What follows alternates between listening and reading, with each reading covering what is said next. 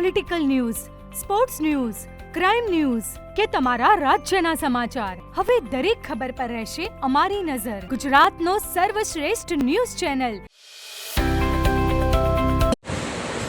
પાટણ ચૌધરી સમાજના યુવાનોની અનોખી પહેલ વડીલ વંદના કાર્યક્રમ અંતર્ગત 270 વડીલોને ટ્રેન મારફતે હરિદ્વારની યાત્રા કરાવી.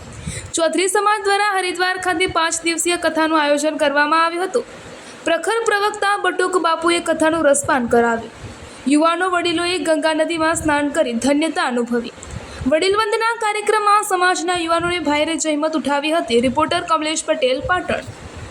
ચાલો બોલો ગંગા માતા કી જય.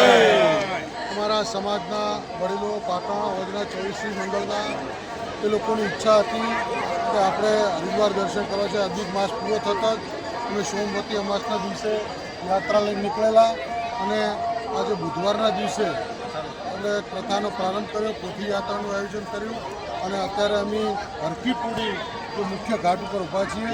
તો વડીલોને અને માતાઓ છે અમારા અને ગંગા મૈયાના દર્શન કરાયા અને સરસ મજાનું 7 દિવસનું કથાનું આયોજન કરેલું છે અને ગંગા મૈયાની આરતી અત્યારે લેવા જવાના છે અને સમાજના સૌ વડીલોના આશીર્વાદ લેવાના છે અમારા. બોલો ગંગા.